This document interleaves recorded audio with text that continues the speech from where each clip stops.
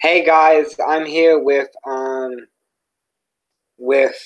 Counter Immortal on Google Hangouts. He's an atheist, and we're gonna go through. I really want to show him the truth tonight. We're gonna go through history. We're gonna go through archaeology, philosophy, all of it.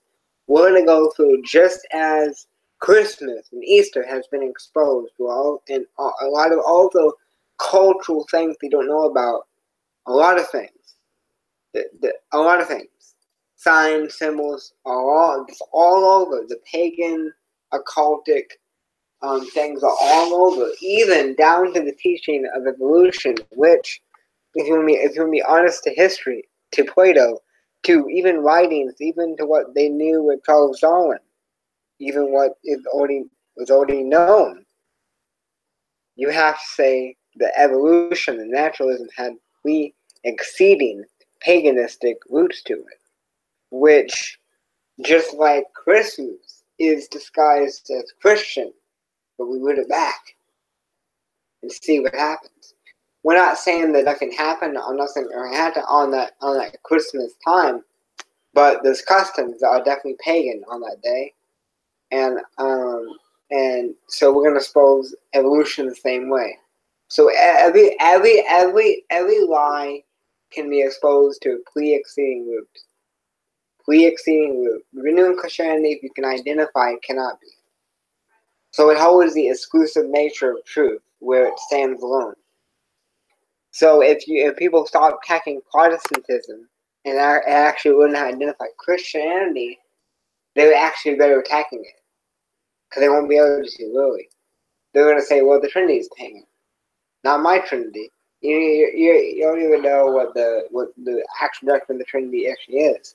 You've been taught from the Catholic Trinity. How about mine? Mine teaches that God is not, he wasn't always a three-part being, but he became that way. That's not the Catholic Trinity. So no, that's not. So my Trinity is not some pagan. Doesn't have any pre-exceeding pagan ideology. So you don't even identify the proper doctrine. Why can I say this is not the actual Trinity? Because what the Bible said. The Bible says the Son was begotten. Look in the Greek. He was begat, that word. Begotten, monogenes, one of a kind. And also, in the Greek says he was an offspring. But he wasn't created. That word firstborn, the word begotten, doesn't suggest creation. It suggests something else. So that's when we go into what the Godhead is all about. But so when attacking Christianity, you can't go on the Trinity, because the Bible has a different kind of Trinity than laid out in a lot of what Trinitarians believe. You can't attack Christmas. I don't celebrate Christmas. I'll eat there, but I won't celebrate. I won't put any Christmas tree or any of your pagan customs. You can't. And I won't go as far to say all these scientists. That's off topic. But you can't attack Christmas. You can't attack any Protestant custom when you attack Christianity. To disprove it, you have to hit at the core. The real question is, was Jesus Christ crucified? The historical answer is yes. Now, and the big question is, where is the body, and did he indeed rise again? Now, outside of the historical evidence, we can go into him rising again, and we can dismiss the mythicist arguments, which are stupid and are not based on actual solid historical writings of pagan gods like the Egyptian writings of the dead. Are just based on what Balaam would say, men's imaginations. So we can't go mythicist around this. We have to go we have to question. Did he rise from the dead? It makes very logical sense if he was the Son of God, if he had the essence of God in him, that he would be able to rise from the dead. Did he?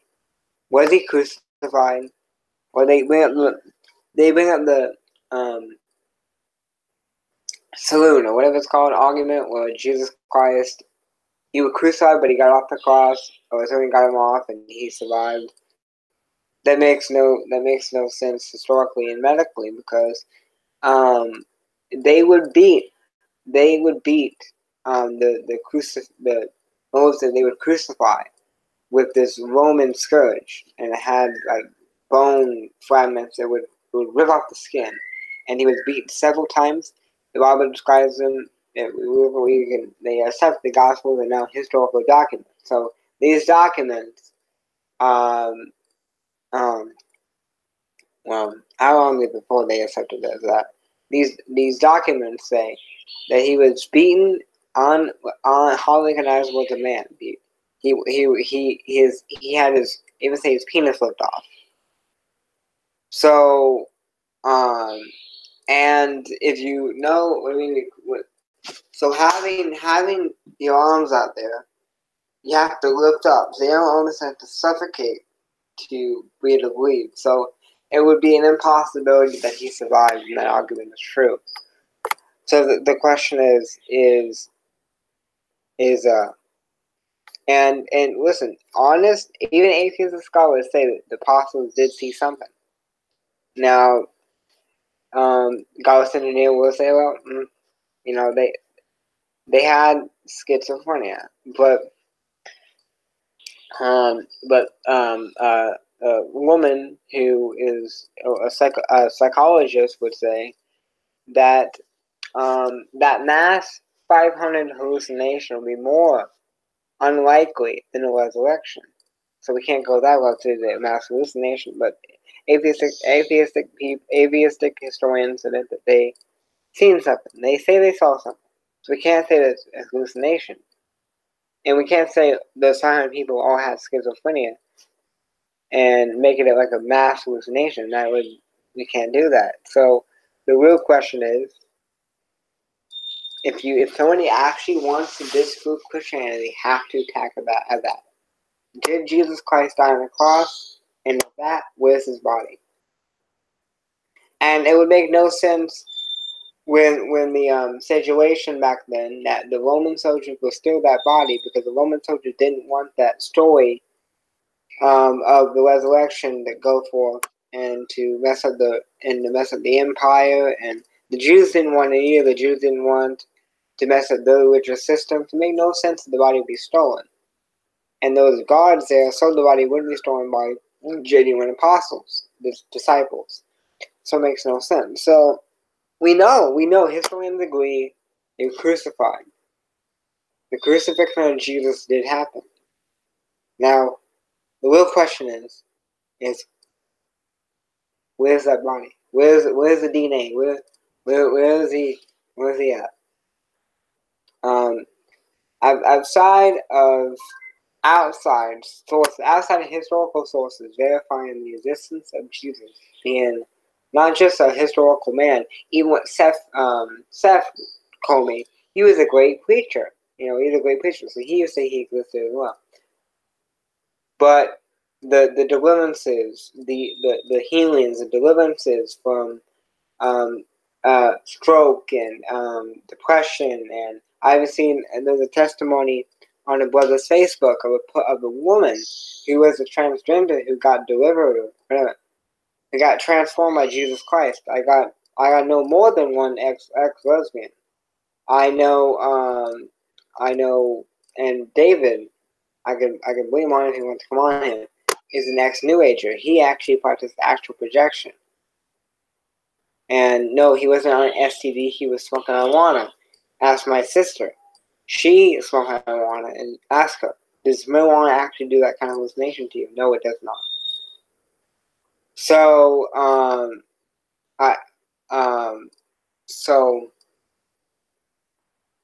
so we got and basically the core denial of God.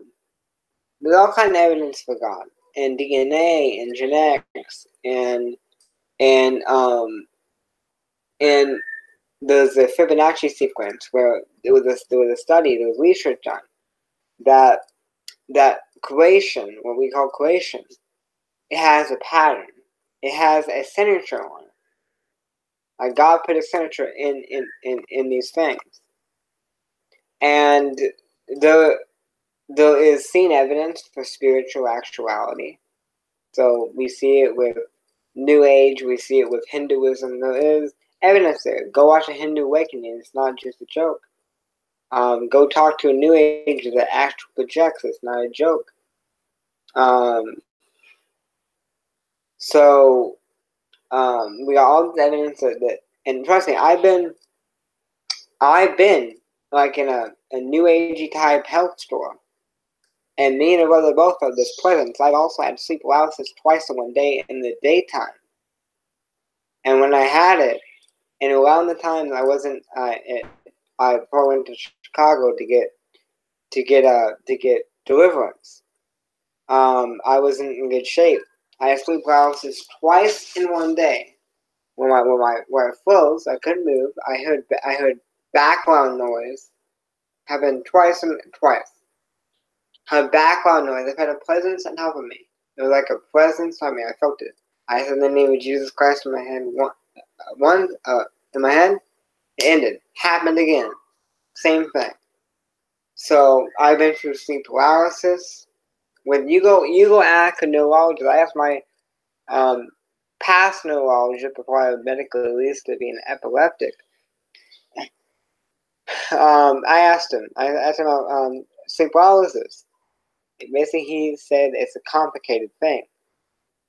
Why? Because the sleep paralysis is actually a spiritual event that happens. So basically,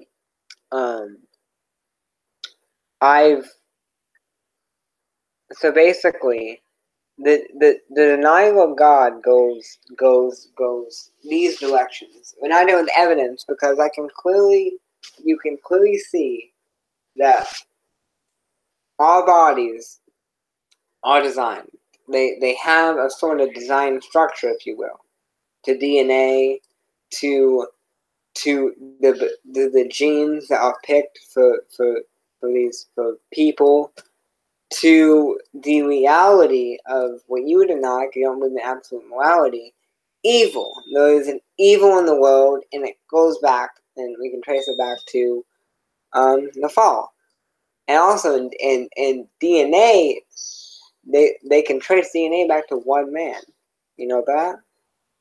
They even found, when we talk about another spiritual thing, they have done a medical study on what's called speaking in tongues, and they have seen that when a person speaks in tongues, the linguistic part of the brain that actually is operating when you speak is not operating at that time.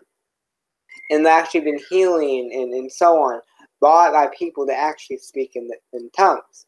So the actual legit medical study actually on the news about this thing called tongues. So there's someone there too.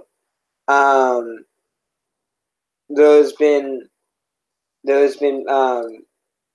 people like myself that has had deliverance, and that has done deliverance, has prayed, and person who can consume daily days after.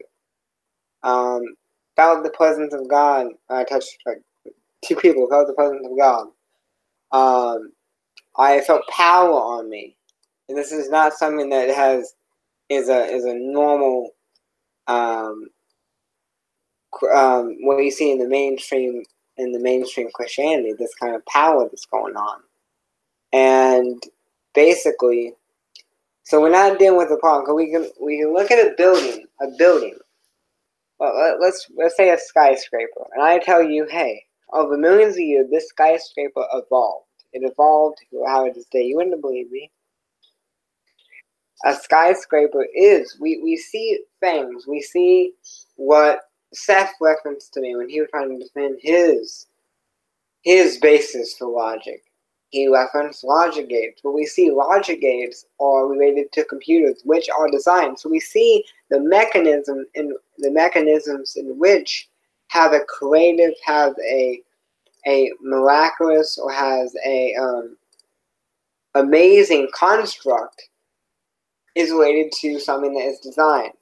So we see that. We don't see evolved mess, which is what we're going to see and a bit is a pagan lie, and was even known by people related to Charles Darwin that had pre-existing ideologies.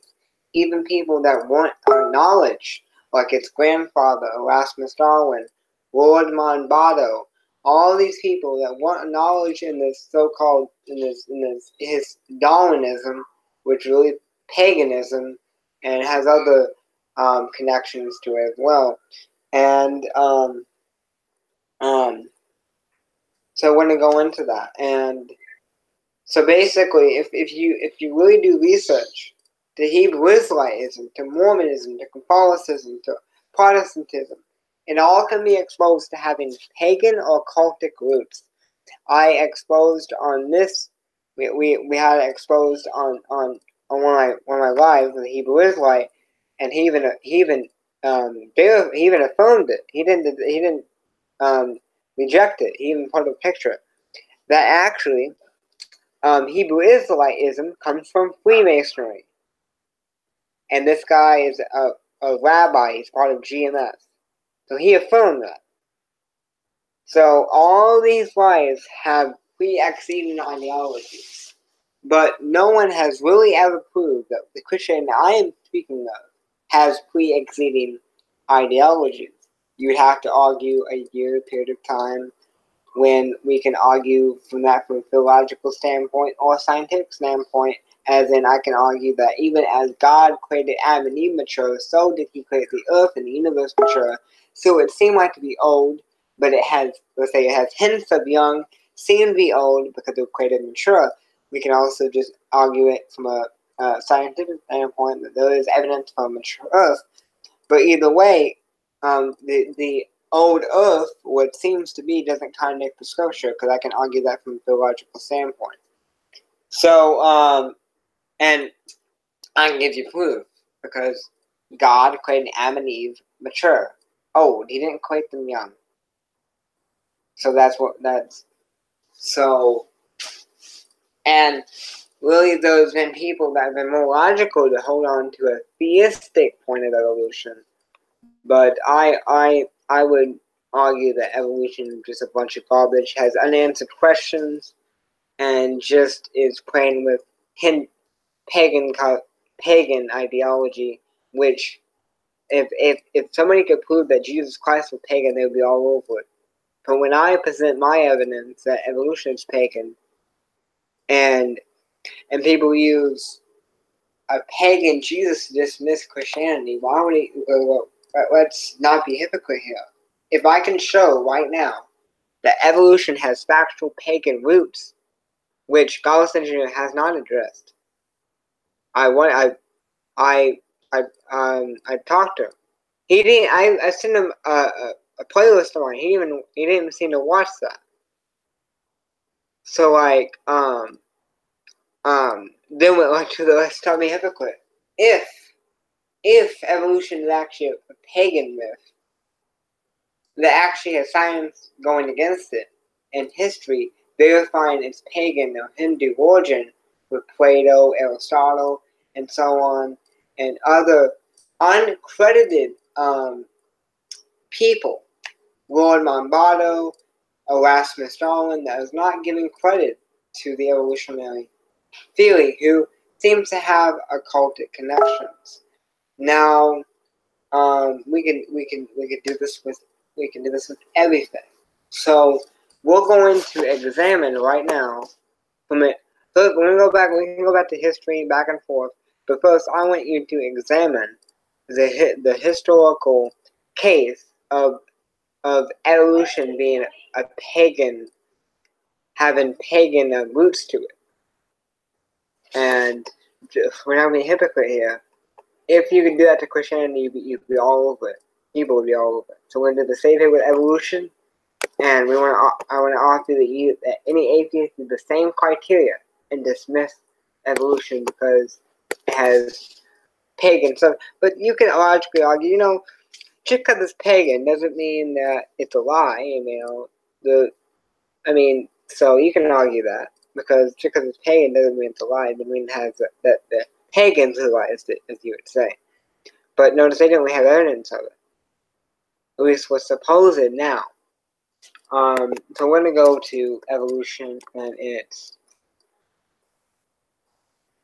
I researched this. Was it one day, and see, I was on board with the mainstream Charles Darwin was an idiot ideology. That doesn't hurt me, but this actually. So when I researched this, I looked this up. Because it's not surprising. All the stuff that I've seen that has pagan or occultic actual origin to it, it's not surprising to think that a lot of stuff that you don't know about, Mother's Day, we can go. The symbols you see everywhere, the symbols you see on recycling, they all have roots to it. If you study on occultic symbols, even verified by occultic books, I mean they're everywhere. And these pagan customs, to Thanksgiving, to Mother's Day, to Christmas, to Easter, it's to St. Patrick's Day, it's everywhere. It's everywhere. And they don't teach you about this in school. They have a bias in school. They don't teach you there's many historical views to many topics. They don't educate you in all the views, and then offer a rebuttal to prove to you which one is the truth. They have a system they teach you in school. So we're gonna touch on this, and then we can go to science. You can touch on the fossils or whatever.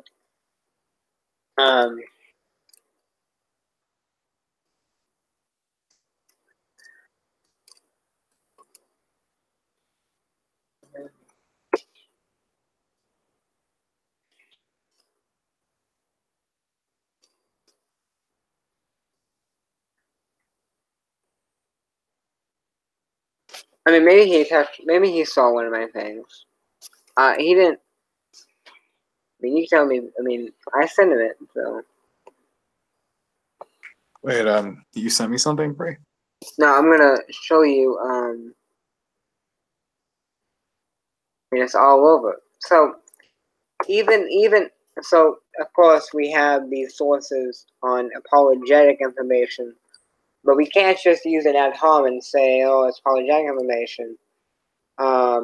I can send you a like an hour or whatever long video where this guy gives a lecture showing quotations from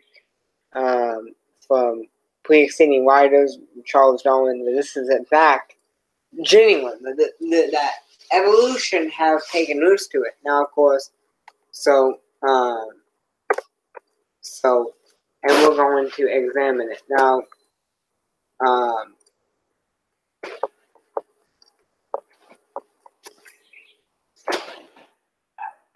We're gonna go to.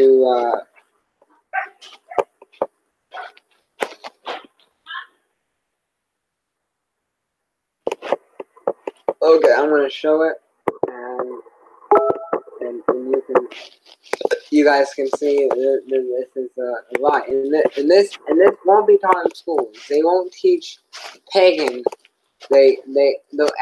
It's kind of funny because when I was in school, that they would talk about demon possession and so on during Halloween, but then going to heaven. But then if I bring up Christianity, they're like, oh, school has become it's so hypocritical. But I mean, they should say God out of the Pledge of Allegiance if they want to be honest. Like, they're so anti-religion, but they keep a little religion in. It's hypocritical. And religion actually has a word origin. The etymology behind the word religion is not a belief in God. So, you can see the modern theory of evolution, though is not a theory according to scientific. Though not a theory according to the scientific definition, is a theory that carries ancient roots in paganism. The early 20th century evolutionist, director of the American Museum of Natural History, Henry Theophil Osborne showed in his book From the Greeks to Darwin that all the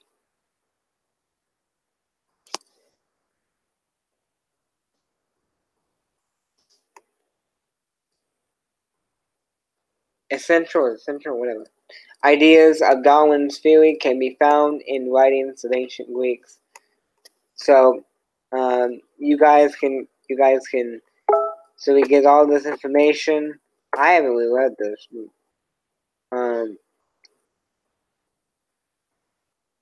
So yeah. So even evolutionists will admit that this had pre-existing ideology. So no longer call it Darwinism. It's not Darwinism. It's paganism. Now, so we can see that it has pagan origin to it. You can see it has pre-existing ideologies back behind it. But the question we're going to ask, and because we're not going to be, we're going to be logical here, is evolution actually scientifically backed? Is it actually philosophically and scientifically backed, or is it just based on assumptions? Now, though people attack Kent Hovind, I have seen I watched or listened to a little bit of the debate with Kent Hovind, some other guy, and some professors. Now, if he was such a fraud, I would see the professors smoke him. I don't see them smoke him. I mean, so all in raw. I'm willing to debate all in raw, but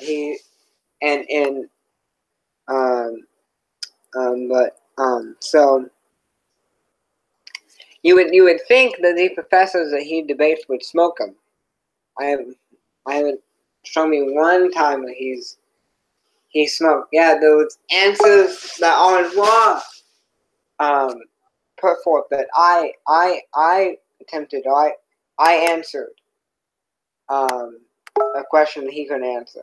He didn't answer in my video on his Pelagian challenge.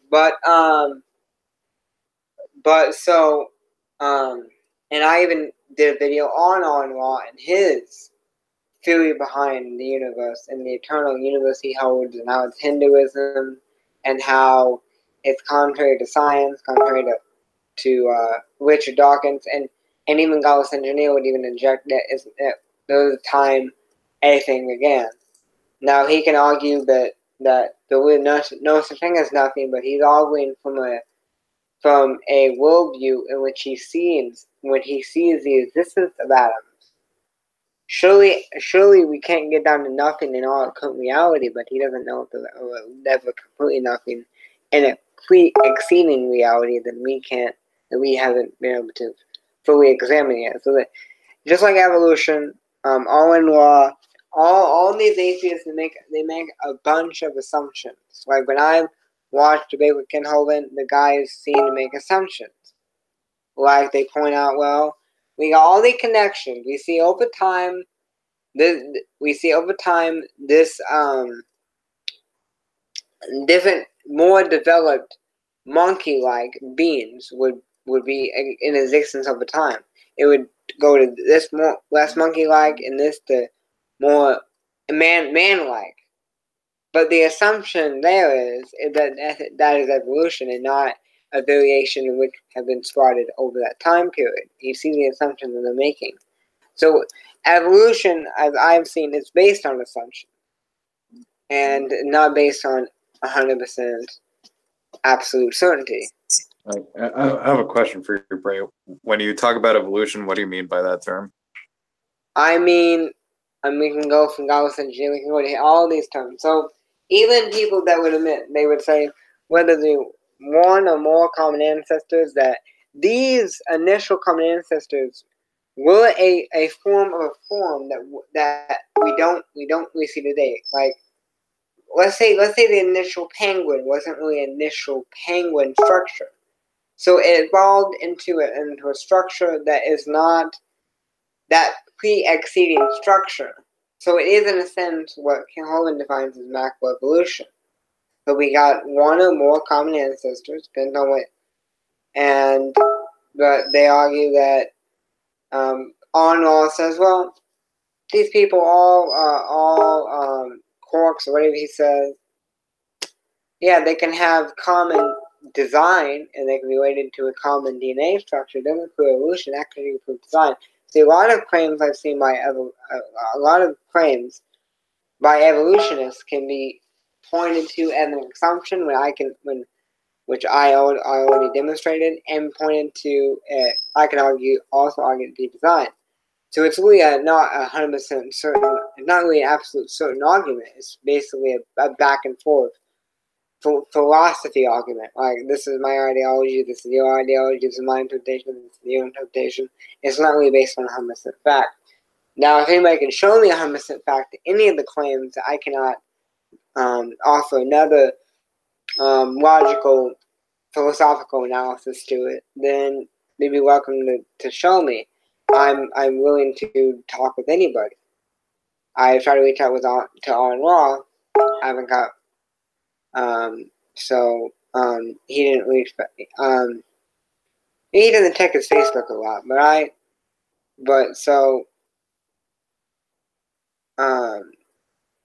so basically, we're talking about evolution. We're talking about more than one or more common ancestors that will initially not be the exact structure we see of the structures today. So either form to the slightest or to the largest of macroevolution as defined in the science books as Hovind expresses. So people that attack him, if you argue one common ancestor, I can definitely argue that going from back, because that one common ancestor wasn't initially a penguin or horse. We don't really know we can't really show what it actually was, whether a monkey-like being or whatever. So you argue one common ancestor. I can definitely argue macroevolution. Multiple common ancestors depend on what DNA and further. Alan Law can show data. Anybody can show information, but can you prove that information? We're not when we're talking about evolution, we're not asking an explanation to things, but can you prove it? Like the same argument, the same thing I asked you. I asked people is how do you know what you know and can you prove it? Like, wait, sorry, can you say that again? How do we know what? How do you know what you know and can you prove it? Okay. So if you want to bring Seth, if you want to message Seth, I'll give you Seth's number. He's not messaging back, but I tried. No, it's fine. You don't have to give me his number. I also don't want to manipulate, but because I've said so we want to get Seth on here sometime. I'm trying to. And have him, if he's better with evolution, so we can give a more honest argument when it comes to evolution than we can. But really, evolution is pending on assumptions, and it's pending on just philosophical ideologies. Evolution is, in fact, a philosophy. It's not a science. It's an understanding based on assumptions and interpretations to things. When you point me to anything that evolution uses as the evolutionists use as evidence, and I'll give you another answer. It's basically a philosophical argument, and we can go back and forth. So yeah, like, do you want to? Like, I remember you mentioned one of these assumptions, right? Like, what are some of the other assumptions that these evolutionists make? That's one. That's one. I mean, we got a backbone. You know, we got something that we got proof of evolution. I can say no, that's proof of a design that over time we developed, and when we didn't need something, so we were designed to lose it over time. I can argue a progressive development and so on throughout our designed development as a creation over time. When they argue that it's evolution, I argue that's design. See, it's basically a philosophical back and forth. So wait, are you saying that they say backbone, therefore evolution? They say all these, the digital organs. They say all this stuff. I mean, I have a person that I've debated. I tried to debate her. She wouldn't answer any of my questions. I went, who she's an evolutionist, and in the claims that Ken Hovind makes against evolution, actually she would affirm. Actually, she actually said, "Yeah, I came from a rock." So she actually would affirm those things. Why? Because those things are actually not in science books. Now, there has been a new branch of atheism, a new branch of ideology to explain evolution. Now, we have seen it with Gauss engineering, with Aron Ra, but it doesn't, and you can say, well, we got better understanding of how evolution works. But still, to the point, to the big language, to the big eloquent speech that Aron Ra gives, I can still point out assumptions, and I can still give another philosophical answer to what he says. Okay, so right, you said that evolution isn't science, right? It's a philosophy. Okay, so do you think evolution is falsifiable? Yeah, you can disprove it.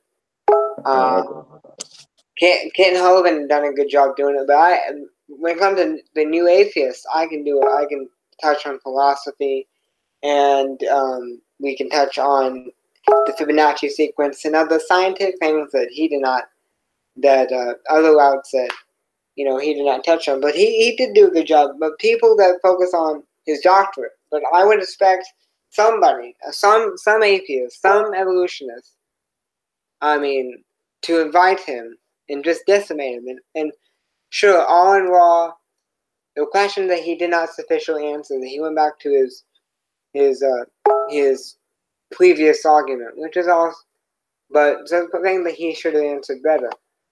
And I wanted to have a discussion with Aron Ra, but so I can answer those questions that he asked Ken Hovind. But Ken Hovind is not. He can get better with these kind of routes, because basically what atheists have in their defense is assumptions, misunderstandings, interpretations, and they can speak very eloquently. They have a very wide vocabulary.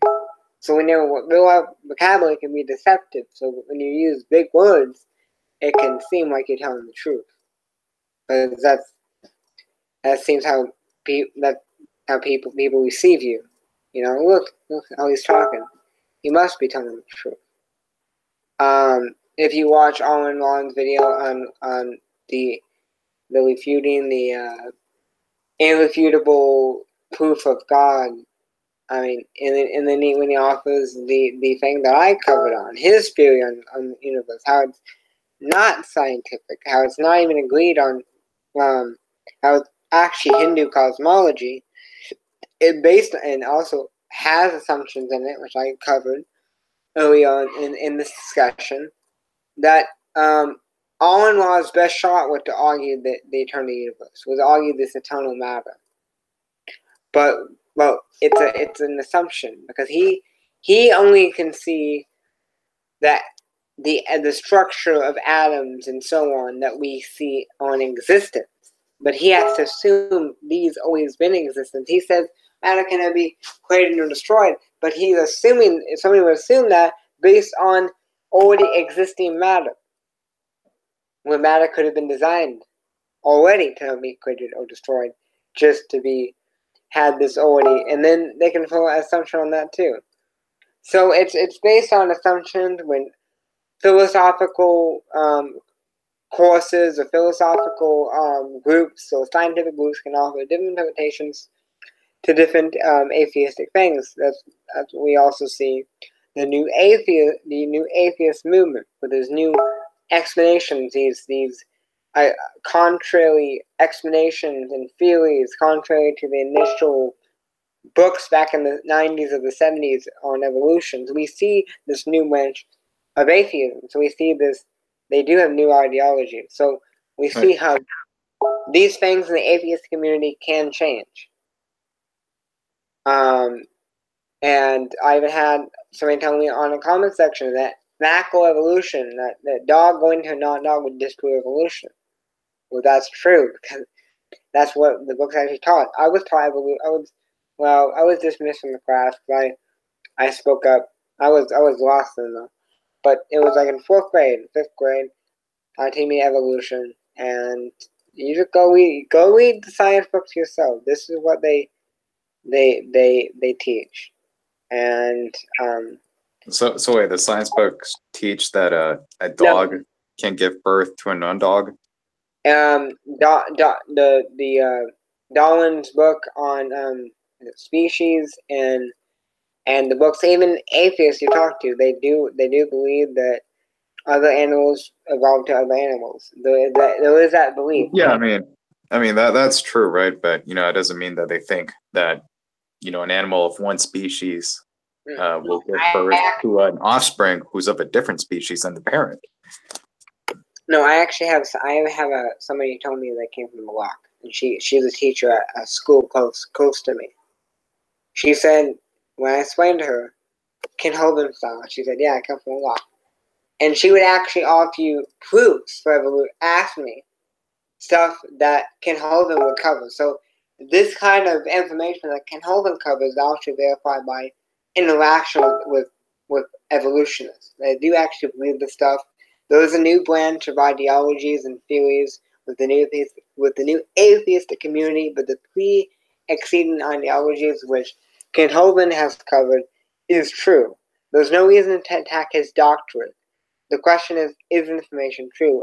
And you can see, yes, it is true, but now it's time to cover these new explanations, these new ideologies behind the new atheistic of this generation community. So, and that's where we can start, is that even when we got something on raw, which I've touched on, he still has philosophy behind what he's saying. It's not really proven science. It's basically interpretation, misunderstanding, or assumptions he's making. He's basing behind his knowledge of genetics or DNA. In fact, phylogeny is only an assertion construct. It's based on evolution. So when you say phylogeny, you're only making an assertion. You're only making an interpretation based on data. This is the case. And I did a video on the phylogeny challenge. You can go watch that. And I've had interaction with people in the comment section that would say, "Oh, I didn't answer the question," and so basically, I touch on clades. You asking Hovind about the clades thing. I answered that, and basically, so the atheist community needs to stop attacking Ken Hovind. If he's not aware of the new atheist community and the new theories, then fine. But when he's saying pre-exceeding in the science books and pre-exceeding by other atheists and evolutionists, is true. They do believe that. Not all believe it. Wait, they believe that we came from Iraq? They read it back long enough. You come from Iraq. I had a teacher. I had a math teacher who believes in evolution. Said that she came from Iraq.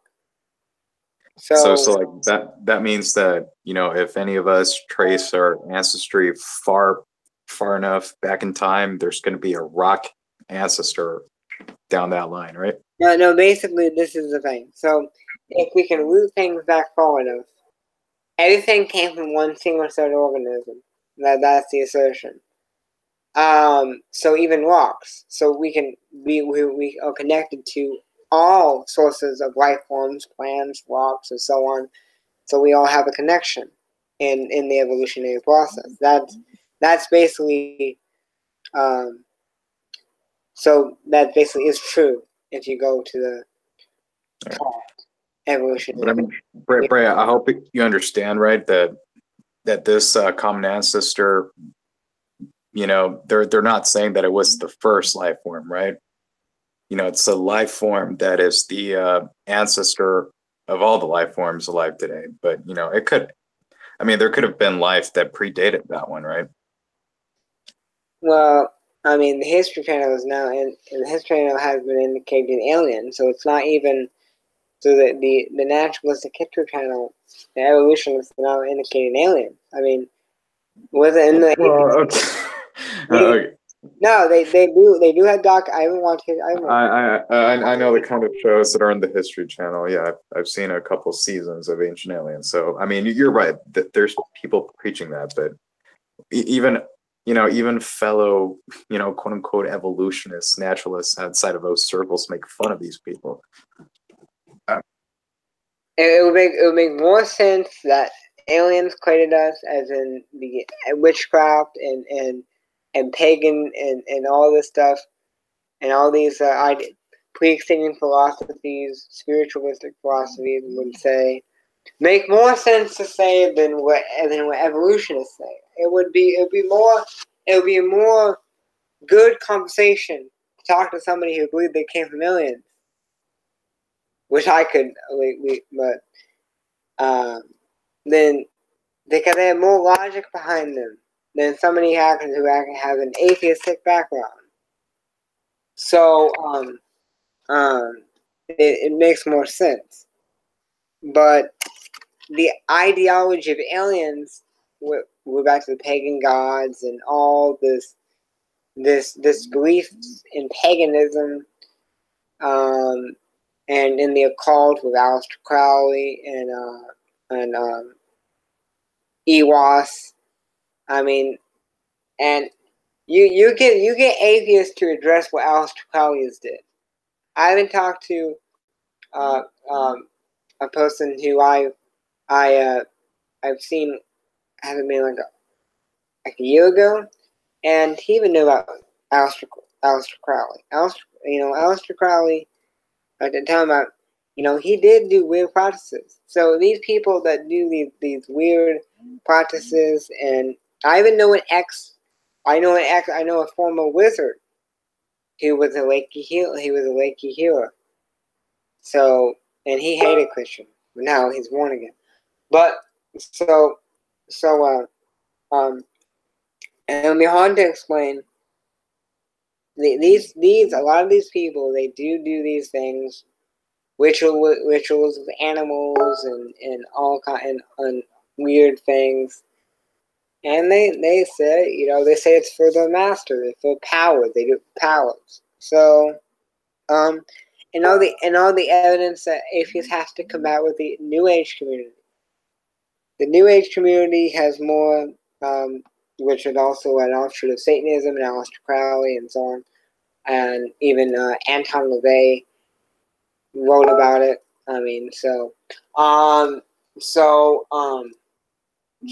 these things. So I can move back every single thing that I claim is a lie, and use it to dismiss every single religion. I can move back all pagan to pagan sources. So that's my historical rebuttal. I also give a philosophical rebuttal to other religions and why they are false. But evolution is a part of that historical rebuttal that I give, that it's pagan. That even evolutionists, as you've seen, does say that. It had a ancient Greek pre-exceeding existence before Charles Darwin. But dishonestly, it's called Darwin's theory. It's not Darwin's theory. So be honest about it. So all these atheist evolutionists, historians like Bart Ehrman, and in schools, they present a dishonest history, and they present it's not full of information. So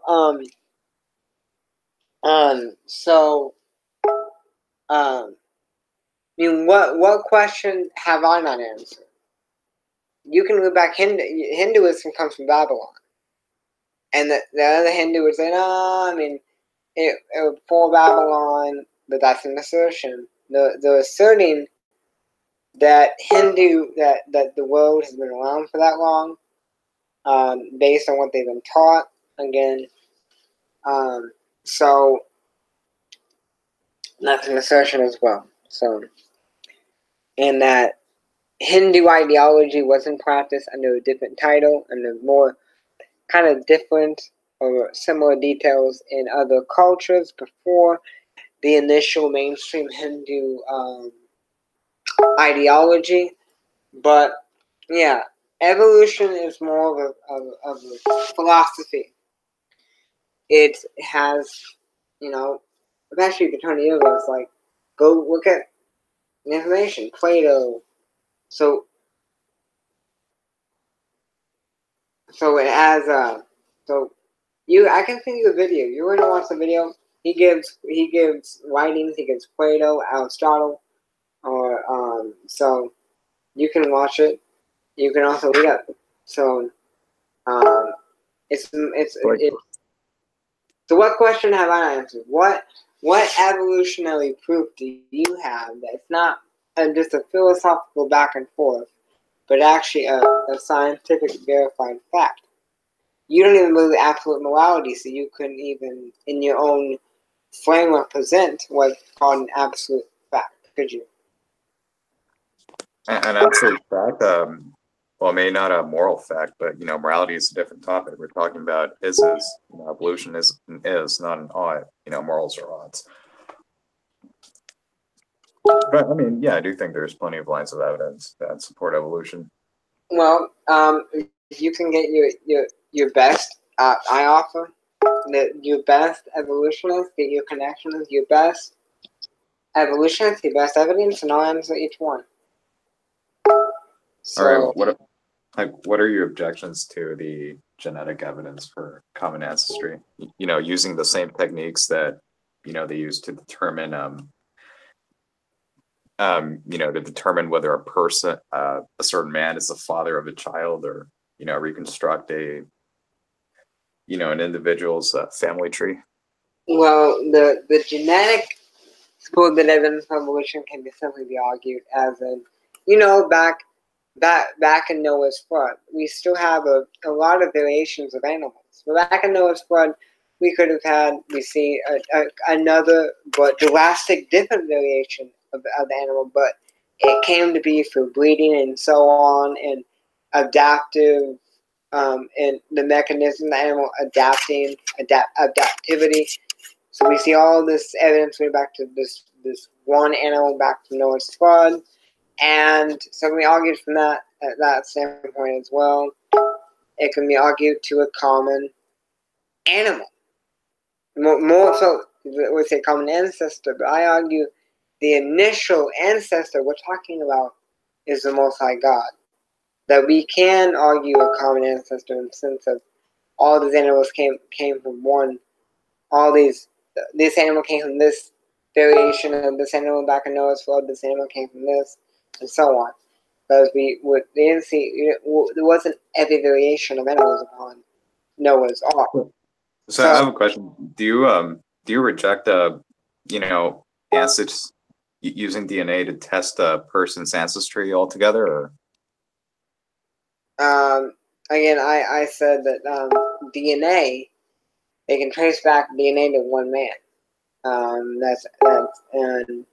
so I made that statement. So okay, so right, like the reason they believe in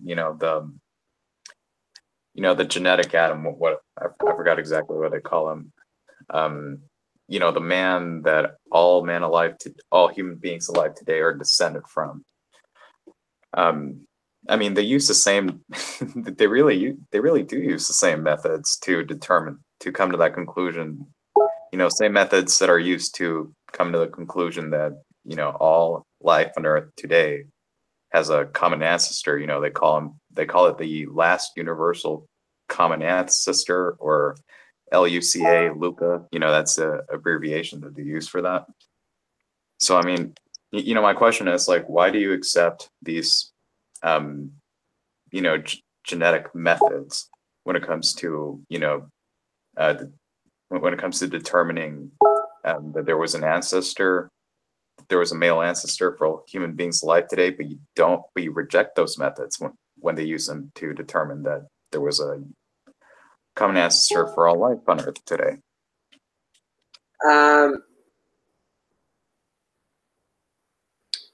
There is a common ancestor than designer. Let me answer that. Basically, again, the beliefs in evolution. Outside of my experience verifying Christianity, verifying the truth, and so on, but the evolution stuff and the evolving stuff has roots to the occult. I'll reference you in an occult book called the Necromonicon. This was even taught. They even told the evolving thing. They even told me by somebody who actually studied New Age and so on. He's a Hebrew Israelite. His name was Lewis. He even confessed. He said the Bible taught the aliens, the Anunnaki, which he didn't prove that, but he made.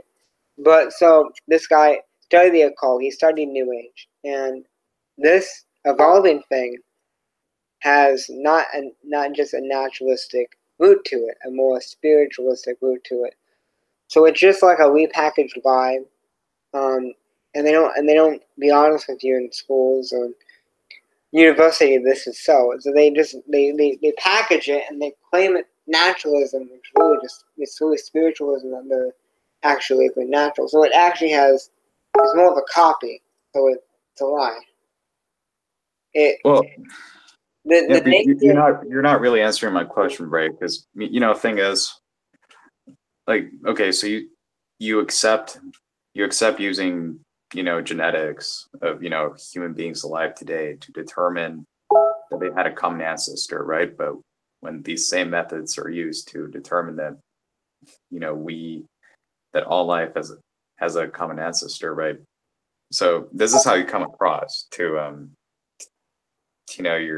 your viewers. It seems that you accept these methods when they support a conclusion that you hold to, but you reject them when they support a conclusion that you do not hold to.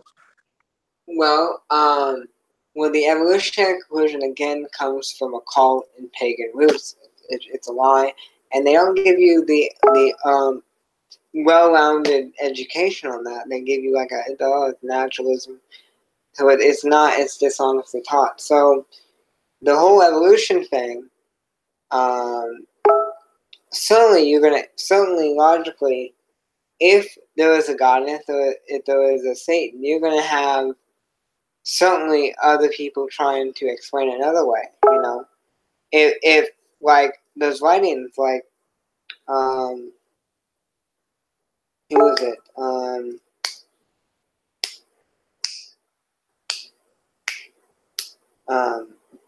Got there's who is it? Who's the one that said that that is it Julian Huxley that said that basically there's really no evidence of evolution. We accept evolution. There can't be a God because it would offend our morals.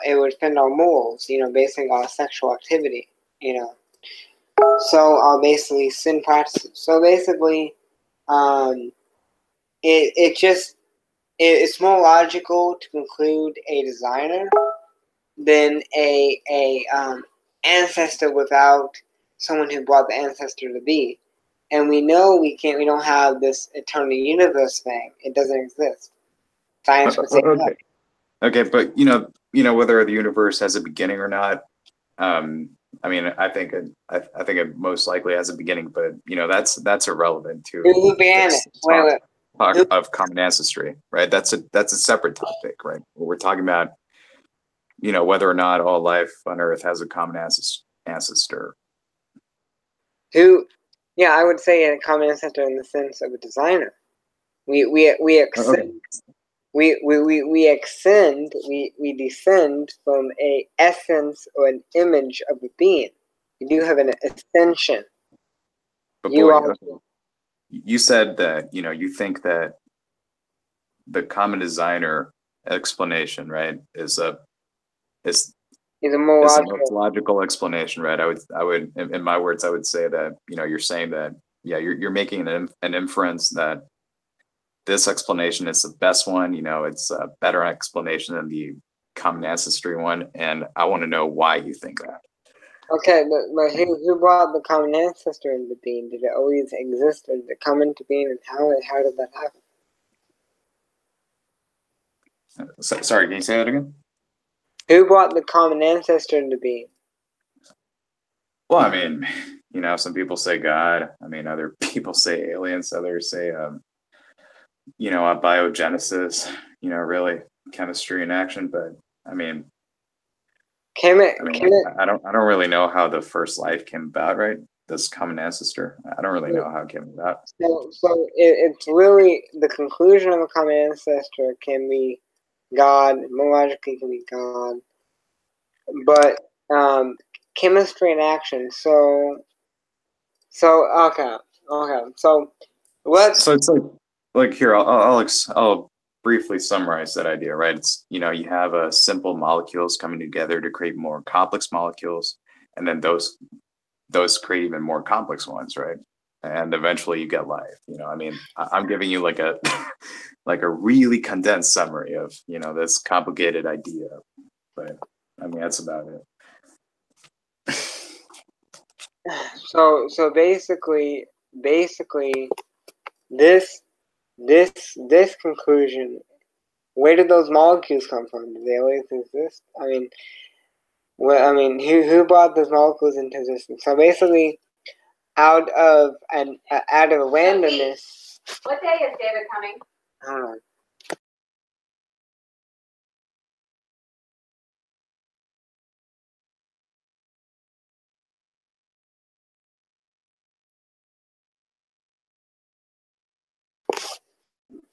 But so basically, just randomness, and who knows who brought those chemicals into existence? If there was a beginning, let's say there was a beginning. Who brought those chemicals into existence? So just randomness developed complexity, which we see. We discussed like like a space shuttle. The complexity of a space shuttle wouldn't be logically examined to just mash it all together. It was designed, it was structuralized, it was manufactured. So See, like when I see a space shuttle, right?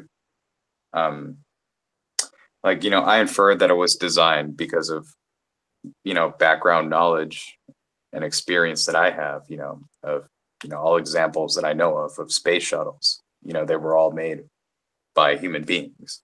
So, if I see a space shuttle in a museum, I'm going to infer inductively that it was made by human beings because of that. But when it comes to life, you don't really have a background. How do you say it? I guess reference point would be the word. listen, just the inference. The less complex mechanism, plants and buildings we see it's designed, but a more complex mechanisms, the cells and the chromosomes, it would be logical sense based on already background knowledge on the less complex things, on the less complex things, the most complex things would have the same criteria as in design, structuralized. So basically, if we want to, so that would make more sense because if we speak on a scientific level, we understand buildings and skyscrapers and plants, and these things have more of a structuralized design. It has more of a growth thing, We don't see we're not plant. Not plants. But we see in just okay. We see in less complex mechanisms, buildings that they do have a design. So based on already scientific observance of it, less complex have a design. So wouldn't it be logical that the most complex things have a design? Well, I mean, it seems to me like what you have right there is a weak inference, right?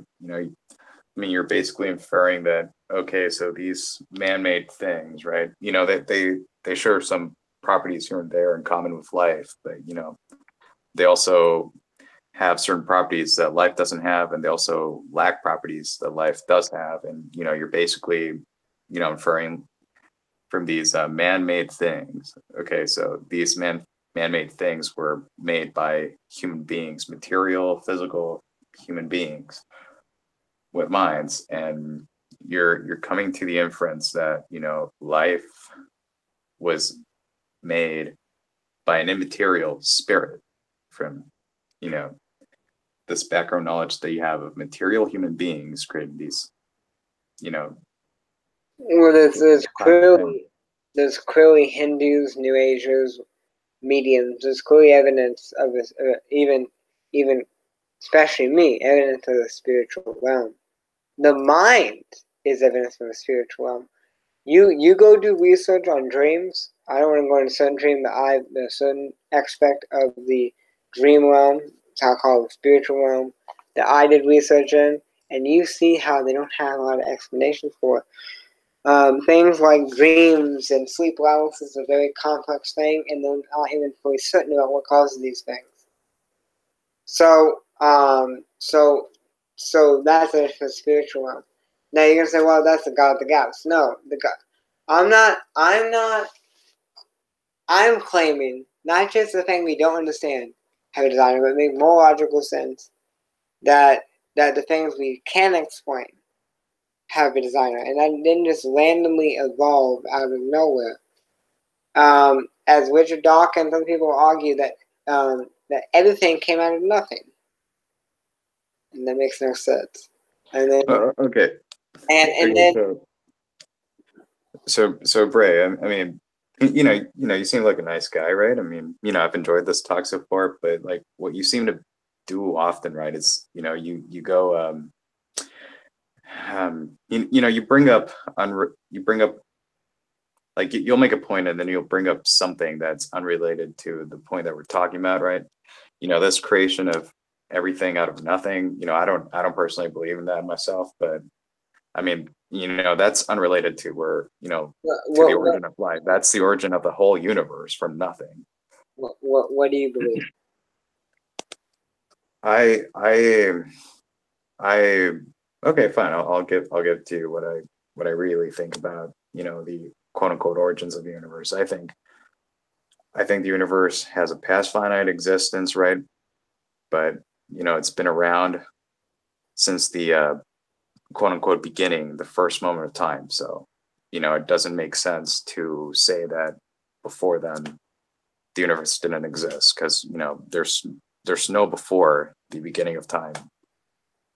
If you want to speak about what happened before the beginning of time, that presupposes time before time existed. And the concept of time is already time dependent. So That goes outside of your naturalistic mind. But Richard Dawkins would say, there's gravity, or Steve Hawking, there's gravity, that's the world will claim it's out of nothing. On the earth. No, that's not Richard. I mean, okay, fine. I'm being kind of nitpicky right now, but that wasn't Richard Dawkins who said that. That was Stephen Hawking, right? Yeah, Stephen. Stephen Hawking. But Yeah. So basically, if you argue in terms of the universe, you are arguing from a Hindu cosmology. It's like, well, yeah, I mean, I do think the universe has been around for all past time there has been, but the whole of past time is past finite, right? Well, it's been around since since a finite amount of time in the past, but that it's been around since the first moment of time. So has there been a first moment of time, or is this whole thing eternal and it's just like a continual process of explosions and implosion? No, I don't believe in the eternal oscillating universe. I stick to traditional Big Bang cosmology, which is you have the universe existing since the beginning of time, and you can't say that there was a time before that when it didn't exist, because it's nonsensical, it's contradictory, really. So who brought this time thing into existence? Who brought time into existence? Okay. I feel like we're deviating from what you planned for this talk, but if you really want me to talk about this stuff with you, I will. It's up to you. I want to answer your question because I don't. Okay, that's fine. I want to answer your question. I want to get to the nitpick and why. Why you personally? Why you personally are an atheist? Why?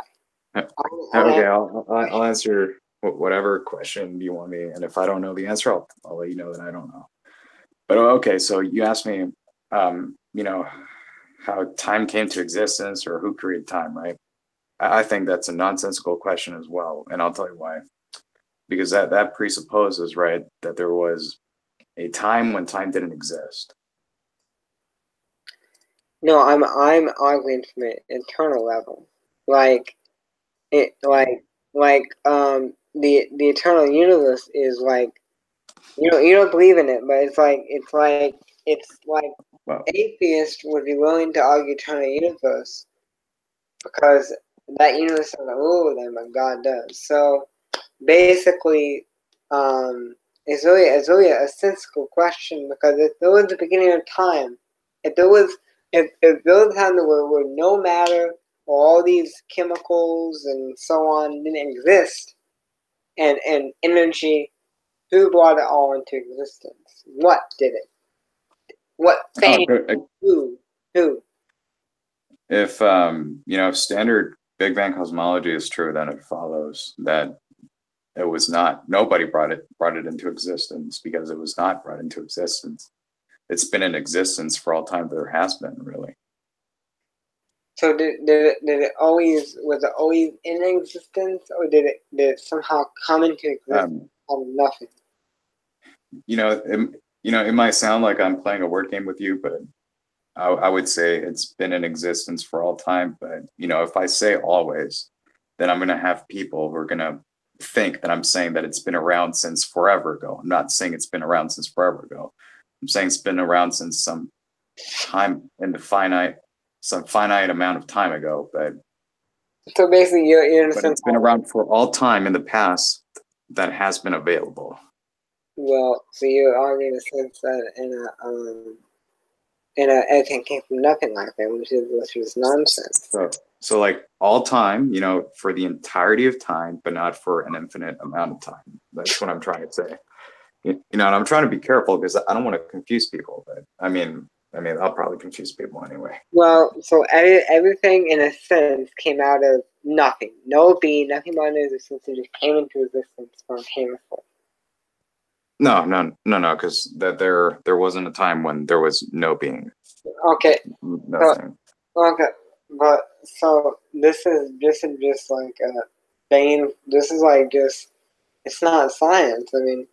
I mean, if you're gonna argue a Big Bang, who made the bang bang? Like if I let off a grenade, we see explosions are started by something. Nothing just comes in by just not. Nothing.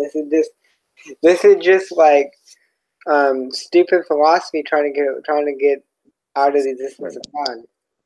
So I'll start by saying this, Bray. Like, there's a difference between an explosion of TNT and the Big Bang so-called explosion, right? The Big Bang, is the idea that the universe was once really small and it started growing, that's the explosion part of it. It's the expansion of space time. It was once really tiny, smaller than a proton, and it started growing, and it's still growing today. That's Big Bang. It's not like someone threw a fucking bomb and and kapow, kaboom. It's more like an inflating balloon kind of thing. Who made it expand? Like, do we have any like? It just did it by itself, just magically did it by itself, right?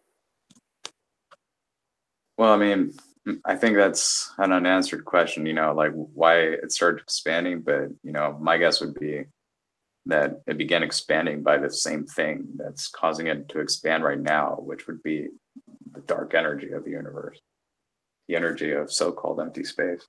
Well, dark I matter. mean, that would be my guess, right? Don't take my word for it. Well, I mean, dark matter is not really seen. It's more like spiritual. You go into the distance of dark matter. well, I mean, I'm talking about dark energy. There's a difference between dark matter and dark energy, but I mean, this is stuff that we don't see directly, through direct perception, but How do you this is stuff that's inferred from empirical data. So how do you know this Cosmology. this dark energy isn't just a manifestation of the hand of God? How do I know? You don't really know. How do I know this is not? This is. It's not just a manifestation of the hand of God. What we call dark. That you call dark. I mean, I don't really think I can falsify the notion that God used dark energy to expand it. But I mean, what would be the simpler explanation that God used dark energy? Like there's this entity in addition to dark energy, that accounts for the expansion of the universe, or that there's just dark energy, energy, and we get rid of these entities assumed without necessity. I'm trying to appeal to Occam's razor right now. That dark energy would be more like the hand of God manifested in the natural.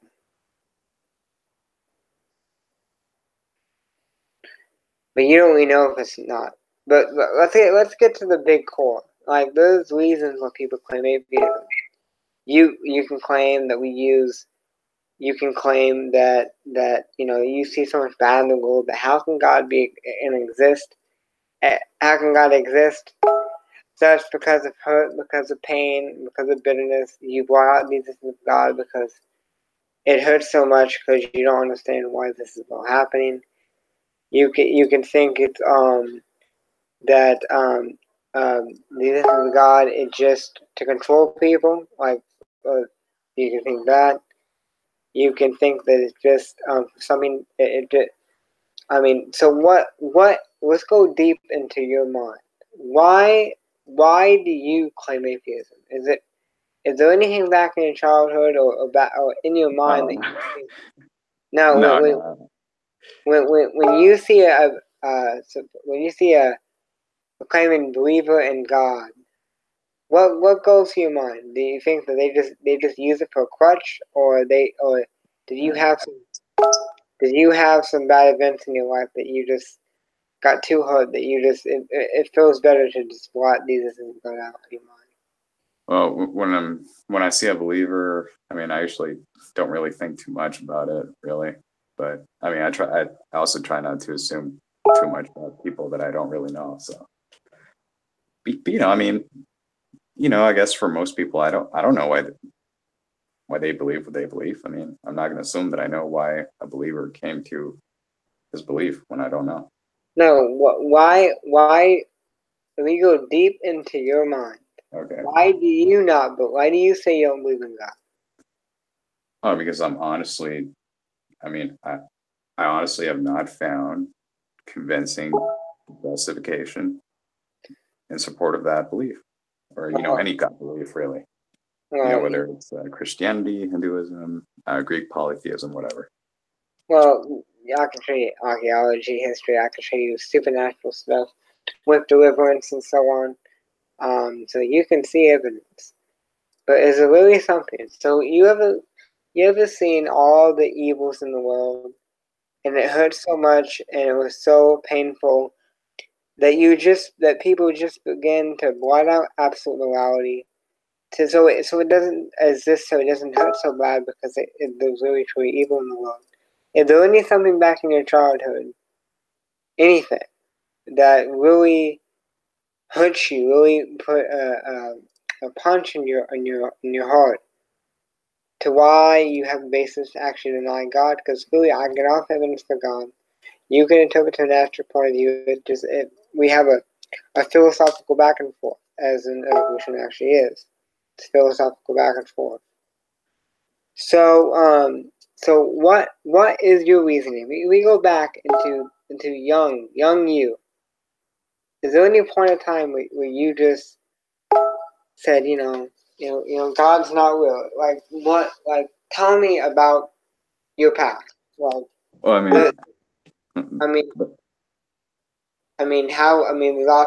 there's times where atheists have a bad father, and they see God as a father, so they want to deny that because they can't accept that there'll actually be a good father, or they don't want to think of God being real because of the experience with their father. I mean, I had a great father, I would say, but no, I mean, I had a pretty privileged childhood. If I'm being honest with you, I don't recall any, traumatic events in my childhood. But I did come to atheism, later on in life, like when I was like about 18 years old, And why did you come to it? Because be honest with me, because I couldn't convince myself anymore that there was a God. I mean, I couldn't. I wanted to be honest with myself, and when it came to belief in God, I thought that I was not being honest with myself by maintaining that belief. I didn't really see any support for it, so I let it go. Well, there'll also be someone in your heart that doesn't want to believe in God, but it was more easy for it to go. So okay. So with your family like in the church? I mean, not all of them, but some of them were. Like yeah, my dad was in church. I had my grandparents were in the church. And yeah. Did you see hypocrisy and you saw no power?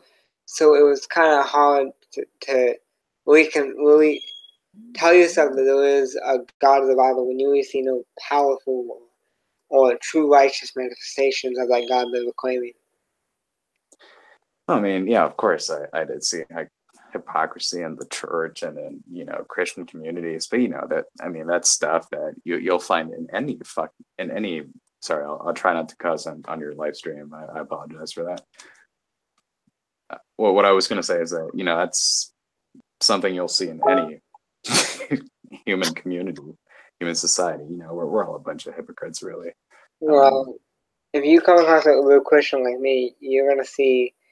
Like I hold the righteousness. Like if I say resist sin, you're gonna see me resist sin.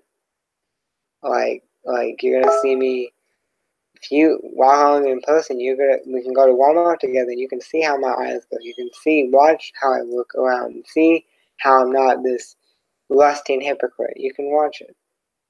So honestly, you can see something different with me than a lot of the Christians. But so you didn't really see any power, right? You didn't see any healing. So like it wasn't really that it wasn't. It was like it was something. A lot of like atheists do. They don't see any power. So how can I just believe in a God that I personally don't have any personal revelation of? It's just a thing taught to me. How can I just? So there's that aspect. So that aspect is that you see no power, you see no personal revelation of yourself. It's just something taught to you. So, and there's something in your heart that actually doesn't want it because you actually want your sin. So, you in your heart you're in with that battle in your mind, that battle of doubt. But it's all because you don't want it. You also don't want to have God. But there's also you see no power. So that. But so with that, okay, so you didn't really see any power, did you? No healing, no healings, no answered prayer. Is that correct? Well, I mean, yeah, I guess practically speaking, you could say that's true. Well then, watch my channel. Listen, the power that you have not seen, you'll see here, and you'll see with me. You'll see the power you didn't see. And then once you see that power, then when you see the difference from true Christianity, then cling on. You didn't know God ever. You may have a belief and you didn't know Him. So once you get evidence, open up your heart and just repent. Repent, and just give your life to Jesus Christ, and you will be changed. I go based on experience in a revelation for this of God in me, and I know He exists. It's not a belief anymore. I know He exists. I've seen demons manifest in people. You think I'm crazy? I've prayed for people, and the demons come up in the person. So I've seen this stuff. I've seen it in a matter of seconds after praying for a person, and the spirit comes up and says bitterness, or a few seconds later after asking for its name. I've seen all this stuff. I wasn't raised in this kind of stuff. I was raised in a more hypocritical, drunkard, no power. On Monday, go to church on Sunday, get drunk on the rest of the week, or be a bunch of hypocrites. I was raised in a false and just a religious system. But this actually is a relational system. This actually is where you get to know God, and He shows you power. He shows you His person.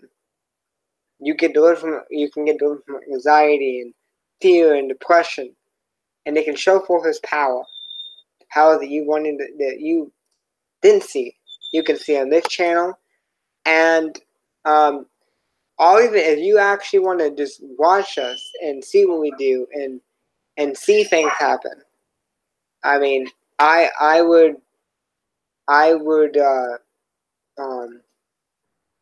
offer you, come on Skype, hang out with us, and we can talk together. You can give a testimony, and you can hopefully see firsthand the deliverance. In fact, I'll even invite you out to Chicago, and you can see firsthand a demon cast out. You can see firsthand spiritual things. You see, there's a video where an atheist came across this form was called deliverance, and it converted him. It was real. It was genuine. It is real and it's genuine. But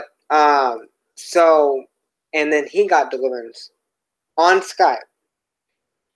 You're gonna see deliverance. One of the ones I done. You can see the context of the video. It wasn't scheduled. It was like the first night I met this woman. The context of the video begins in a debate. And then it ends up to me asking if I can pray for her. And then when I pray for her, she got convulsing. I mean, so you can see.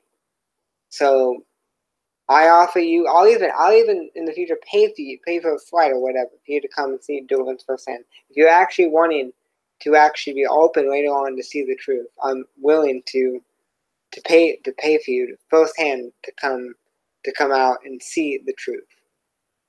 But be watching my videos and really see the evidence I put forth, the arguments and the supernatural evidence and my testimony and the deliverances, and I'll show you other deliverances that I've done, that other people have done, and you can contact me on Skype. You can watch us how we operate, listen to our testimonies, and even hopefully see it. I'll even Skype you, and you can see a deliverance firsthand until I do deliverance.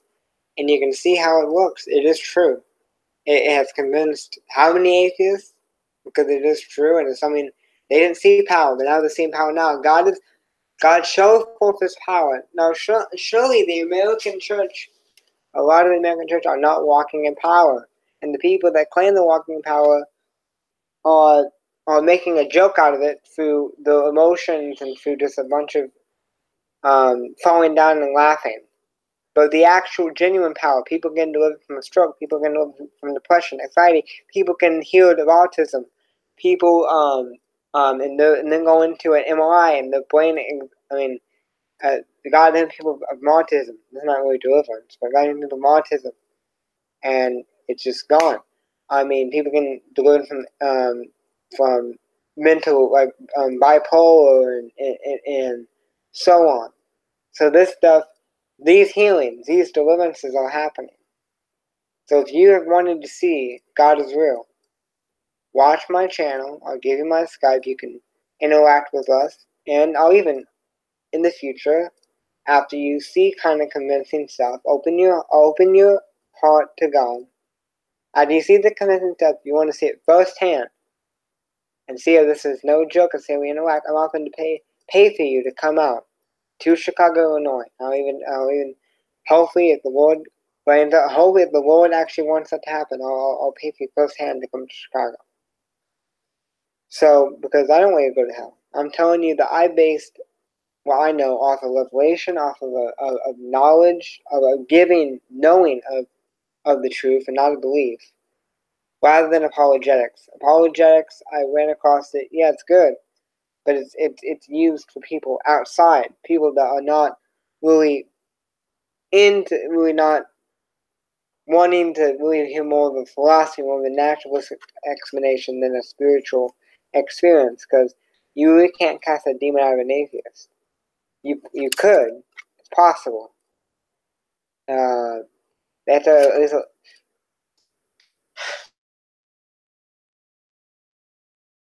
say at least, and I'm not a professional hypnotist. I'm 19. I started this thing, came a Christian when like 15 or 16. So no, so so you can clearly see that the unhypocrisy and the supernatural evidence you look for is here. Now, are you willing to examine the evidence? Yeah, I'm willing to examine the evidence, Bray, but you don't have to pay for me. But you see, when non-professing Christians actually pay for you to take a flight to actually see the truth, you see that love there. You see that love that it's not. Oh. You see it. You see my patience. Now you see that hard I am. You're really devoted to your cause. I know it to be true. It's not a belief. I've had deliverance. I have manifested myself. I've had sleep paralysis twice in one day. I know this to be true. I've seen demons manifest in people, not just my mind, in people. I've seen a woman manifest, and they went and they grabbed her, they picked her up, and like so honestly, I've seen it. I've seen it with my own eyes. This is true. This is something that it's rejected and attacked by mainstream Christianity. This is something, and the life change, the deliverances, the healings, the radical transformations from an ex-transgender woman to a woman to a woman that has an identity. All these transformations, healings, and deliverances verify something. It tells you something. Something's going on with this. Is this the Satan hides it. Satan attacks it. Satan tries to keep it out of view. Is this possibly the actual truth that few will actually find? The truth is not in the deliverance thing. That's the sign to you guys. This is true. These transformations, are these actually? Is this actually the truth? So examine the evidence. I'll give you my Skype, and you can interact with us, and you can hear testimonies and talk to people I've cast demons out of, and you can talk to another brother who also does more deliverance than I have done. And trust me, this stuff is real. And it's not just a bunch of hypnosis or effect. People that get healed from strokes. I mean, they can't move one part of the body. They can't really walk, and then they get up and walk. People, I know people that have been delivered of anxiety, bipolar, and so on. So all of these healings and deliverances have been happening.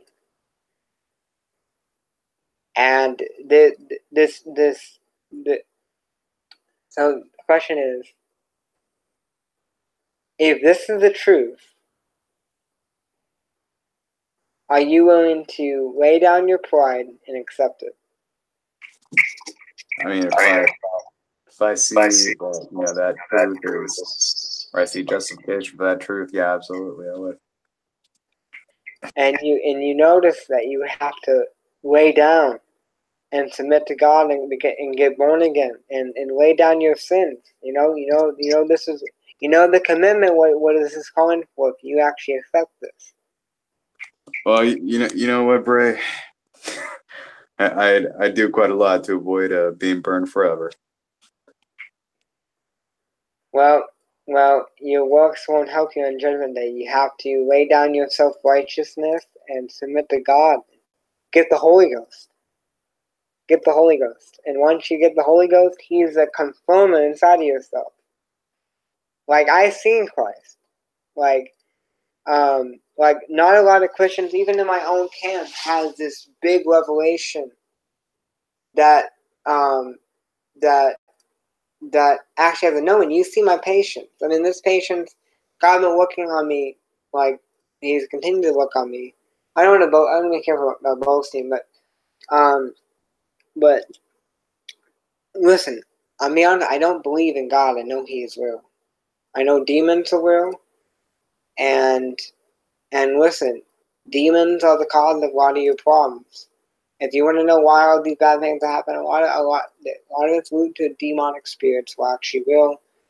And the fact that people testify after getting prayer of no anxiety, due to bipolar disorder, and so on, is evidence. It's fruit. This is not just a game. Evidence. Evidence. Evidence. Answered prayer. I mean, you wonder why a lot of Christians don't get their prayers answered? You want to know the answer to that question? I want to know the answer to that question, Ray. What's the answer? Well, a lot of professing Christians are sinners. God says He doesn't hear the prayer of the wicked. Listen, if you have somebody that's trying to ask you for something, but is saying, well, you know what, God, do this for me, but I'm going to just go ahead and sin against you, and they're just playing, they're dead, they're spiritually dead, and He's living. Like, they don't respect Him. Why should He respect? Why should He respect their law? They don't respect His commandment. So one of your answers is that the sinners, they're actually not Christians. The Bible condemns them, and God doesn't hear the prayer of the wicked. So when they say they test prayer in a laboratory, that doesn't work. That doesn't work. Now, has God answered sinner's prayer? Now, when a sinner comes to a prayer of becoming saint, He hears that. But when you pray like a sinner for your own selfish desires, He doesn't hear that. He doesn't even really hear a lot of the selfish, lustful prayers of His own people. But He does answer His own people's prayers. Not all of it. It can be over time, patience, long-suffering. There's reasons. Not because His word answer, but He does answer His people's prayers. So, like, for example, this, I can bring him on here. This his name is Cortland. His brother prayed for him in tears for months, and a year after he got saved, so he dumped his marijuana on the toilet. He stopped masturbating into the sin. Stopped watching porn, and he got saved. So that kind of radical transformation, and he was praying. Oh, notice he's praying for his brother to get saved, and a natural person doesn't just do that like that. It doesn't just happen like that. That's answered prayer. That's an example of answered prayer. He dumped him marijuana on the toilet. He repented, and he got saved, and he's a new person. This is not these kind of radical transformations you find So that's an example of answered prayer. So, I mean, I have broken down. I have strongholds breaking down because of a certain kind of prayer I prayed for like a few seconds, and then the situation changed. It was all chaotic, and it was all problematic in the situation I was in. And then a few seconds or whatever of some kind of prayer through me. The circumstance changed, and actually, I said I was human. What I was saying. So honestly, prayers do get answered. You got that question. When you see a Christian, ask him this question. First one. Say, do you walk in sin? Do you like to walk in the ways of the world? Are you just like a Christian? Are you like an atheist, but say that with the belief system of a Christian? If you are, if they say yeah, they like sinning, say dismiss them. The Bible says that he that committeth sin, that's not one sin, present tense. He that committeth sin is of the devil. For the devil sinned from the beginning. For this purpose the Son of God will manifest that they might destroy the works of the devil. So these drunk, filthy mouth, professing Christians, just flat out tell them. Don't tell them about your God, because you don't have your God. Your God is the devil. So don't let any professing Christian fool you. And don't use any of those sources. So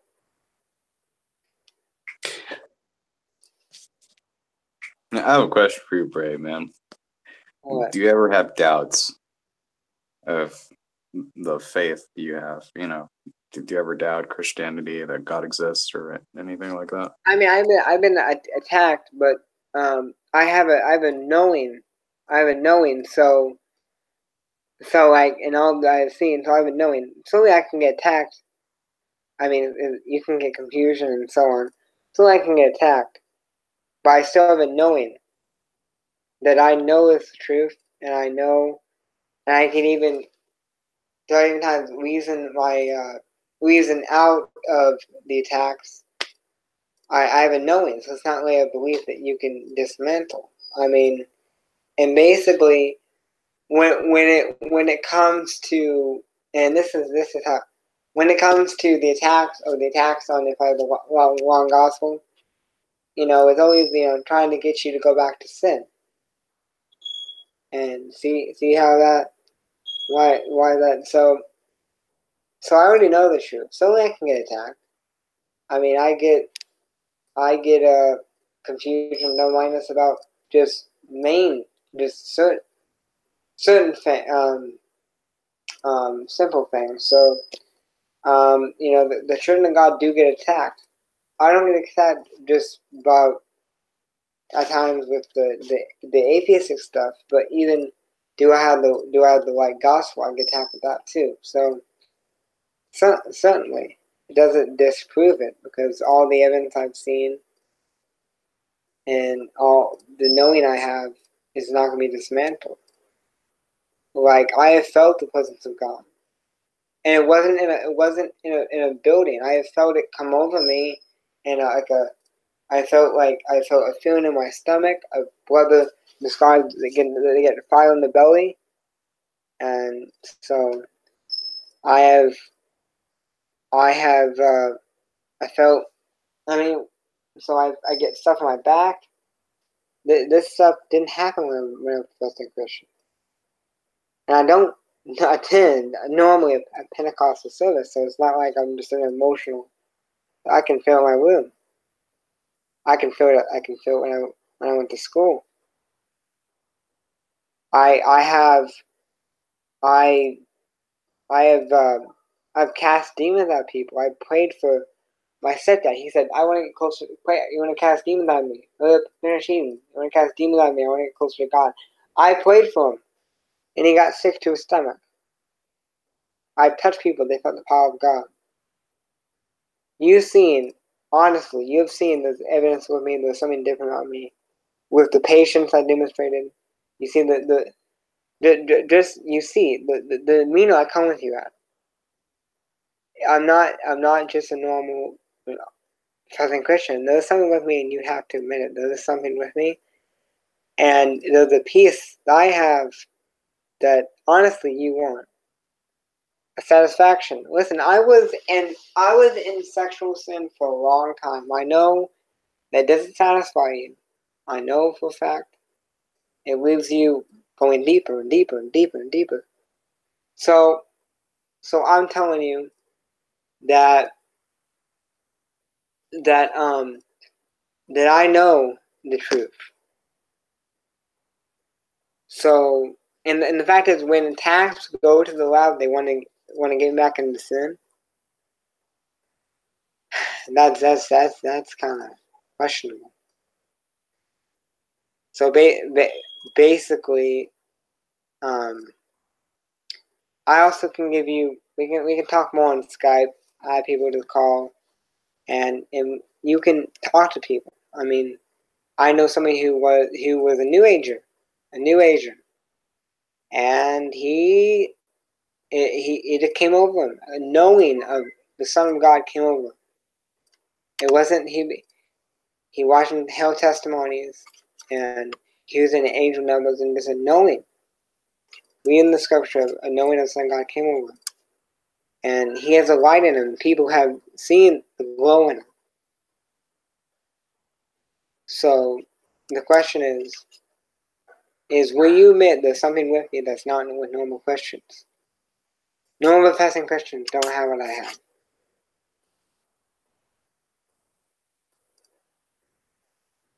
Is it possible that I actually have the truth? Come on, you've been in this life for how long? You've been sinning for how long? When have you found that satisfaction of something you're looking for? I mean, I've been here for as long as you're a cool guy, and I like talking to you, Bray. So. No, you've been in this life for how long? I don't know, man. Like an hour and a half. No, this life. Like you've been living for. Okay. I've been in this life for 24 years, Bray. And I'm not that much older than you. And have you found the inner peace? Have you found that satisfaction, or are you still searching? Well, I mean, that inner peace is something that comes at times, and then you feel it sometimes, and then you don't feel it other times. Well, there's a season for every activity under heaven, right? Well, how about having the inner peace constantly? How about going from lonely and depressed like I was to actually having a constant inner peace that I don't care. I have a constant inner peace and satisfaction where if nobody came to visit me, I wouldn't care. Oh, come on. Seriously, Bray. I mean, come on, man. You're a human being. You have your days when you don't feel so well, right? No, I do have an inner peace. It's like I searched. I didn't find it in friends. I didn't find it in sin. I found it in Christ, and I got born again. A lot of good change. Listen, my childhood was bad, traumatizing. That to see me transformed and to see my personality transform like it was, and to see how no psychologist helped me out because how angry I was and how I was transformed. Even my sister, who doesn't like the Bible, would say that something did happen to me. And it wasn't just a random coincidence. I was angry. I was violent. I was a pervert. And all that anger, all that hurt, even healing for my dad that he doesn't want to see me again. He doesn't maybe not see me again. Having that not even hurt. Like this kind of transformation from traumatized and hurt. My sister had to admit that something happened. That it's not just natural that well, we did a lot of stuff to you. So, and I've been through traumatic events, and the pain. Where's the pain? Where'd it go? What in the matter of months or a year, all goes away. Medically cleared of epilepsy, walking, not having to walk with pain, staying with pain on a frequent basis. I mean, come on, there's something, there was something with this, being able to remember memories and not feeling the pain to it, not really getting depressed, not really caring. There's something to this. There's something to this. It's something that you have to question. Because if you get this wrong, just like a lot of professing Christians are going to get this wrong, and are getting this wrong, they will spend, and you will spend forever in a lake of fire. Now, you want that constant inner peace. I'm offering, if you watch my channel and come to the truth, you will have the inner peace. The Bible says the peace that passeth all understanding. My brother, he has been in a chronic, like his head been hurting. Like he had chronic headache. He had an MRI and they couldn't find nothing. He's still in that pain. And he still had the inner peace. The man before him, the dead man, the old man would have killed himself because of what he's going through. So there's something to us that we can go through suffering. We can have our parent reaction. My dad say he doesn't want to see me again, not because I heard about it. Not care if I ever see my dad again. I want to see him again because I want to evangelize to him. And I was so attached to my dad. He was part of my satisfaction, my momentary satisfaction. That when I was and I was not at his house, I wasn't that fulfilled. So all this changes. I mean, you have to realize that something happened. It's not just a random coincidence. So, to be honest with you, I do have that inner peace.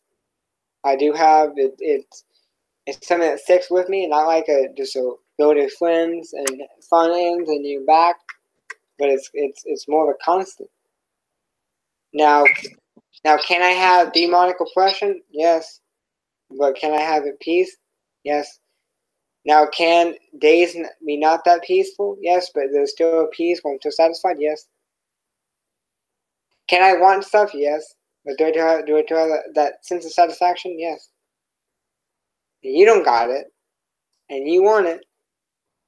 I'm a testimony that Christ is real, and that Christ is not just a fake story, not just a religious dogma, but he's somebody that will come change your life and give you what you've been searching for.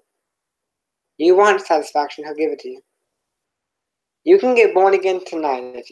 If God's drawing you, you feel like you actually getting your conscience worked, you can repent and get born again tonight and become a new man and walk with God. And then guess what? You don't have to wait for heaven. You can have a sense of heaven on earth now.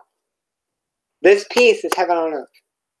Surely it's you gotta fight spiritual warfare, of course. But you can experience a sense of heaven on earth. And sexual sin doesn't give you it. Listen, there's people that are rich. There's people that get to a brink of pleasure, a brink of fame, and then they kill themselves. So it's not just a brink of pain that people kill themselves. It's a amount of pleasure. So pleasure doesn't satisfy, and pain it doesn't. It brings people to suicide. Because there's a part in you that's made for God to be in there, and you just have to repent. You have to say, you know what, I give up. I've been fighting you. And just give up. Just surrender, and repent, and believe the gospel, and you become born again, and you know the truth. I mean, testimony like 7-year opiate addictions, 7-year opiate addiction gone. Was it like in days period or overnight? I mean, we got ex-transgenders, ex-drug dealers, ex-addicts. I mean, so all this proof, Jesus Christ is showing the world that he is the light of the world through the testimonies today. Now, sure, the religious system and all the religions of the world try to cloud it. And the church enemy tries to cloud it. And they try to make it seem all a bunch of religion, all a bunch of vanity. They do a lot of things, but they don't know God. Sure, they try to cloud it. But in the dark, or in where you have not looked, is where the truth is. Where the truth is. And it has evidence to it. My life is evidence to it. David's life is evidence to it. I can introduce you to an ex-lesbian. I mean, so it has evidence to it. We have evidence. We're not just running off of blind faith. I have a knowing. And I have evidence to show to you that this is true. Now the question is do you see it? When you look at me, do you see there's something to me that needs to be looked into?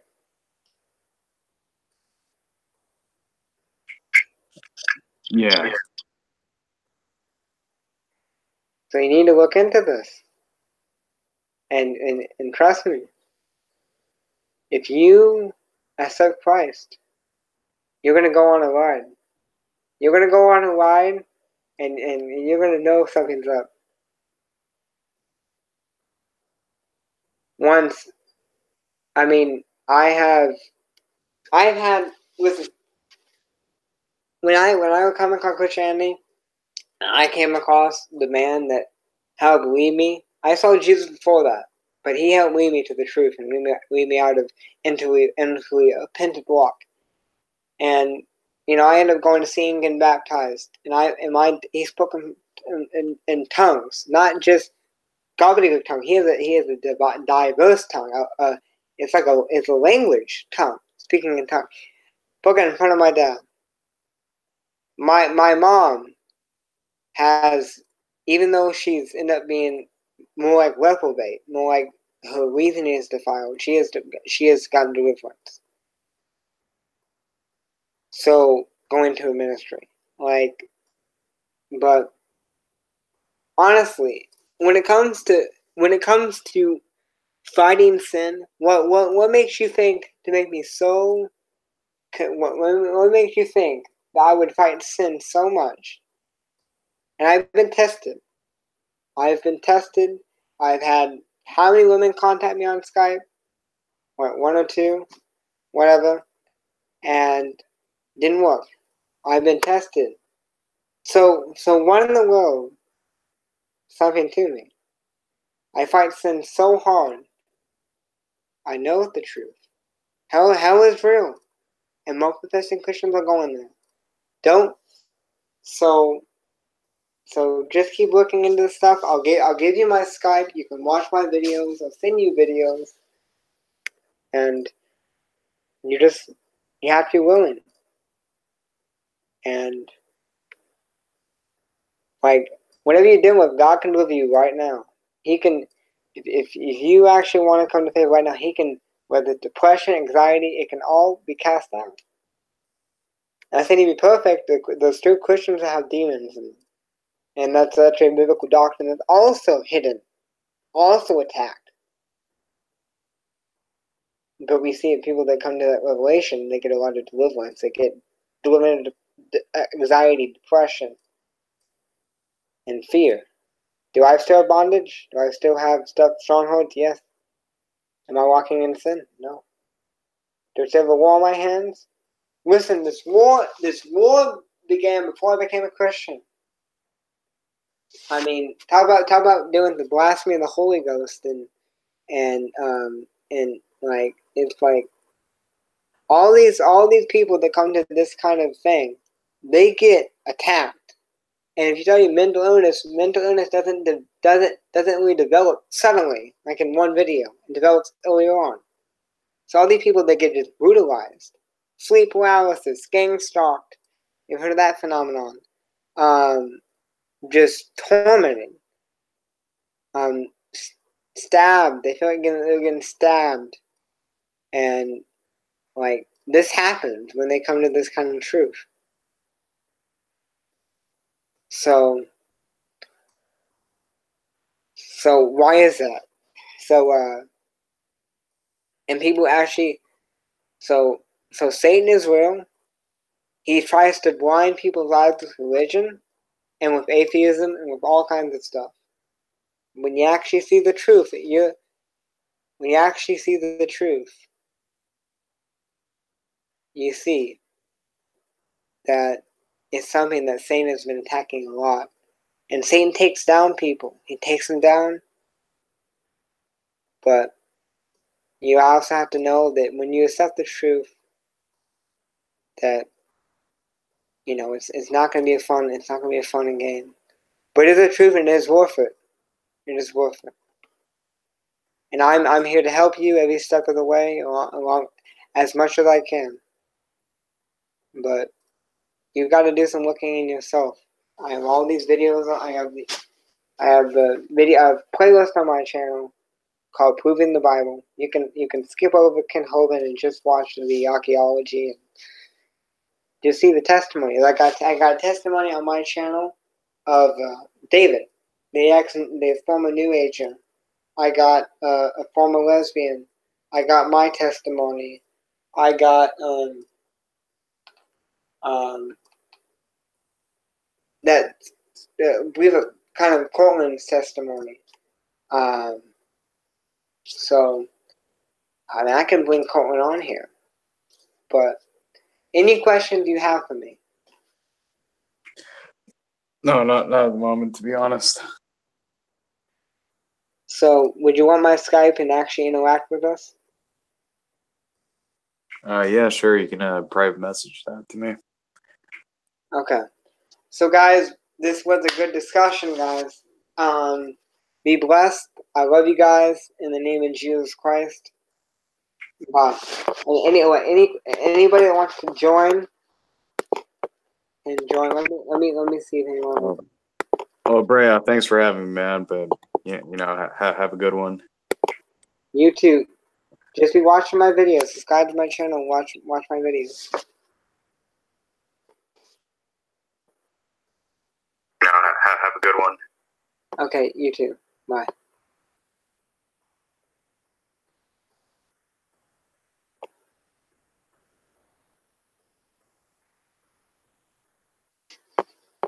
Okay, I'm gonna let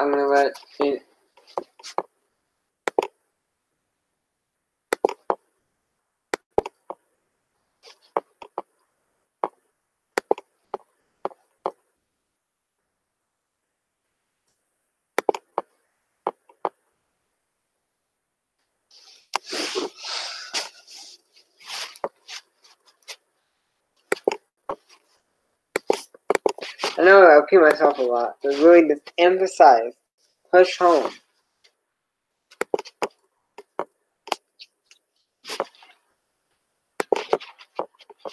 Push home.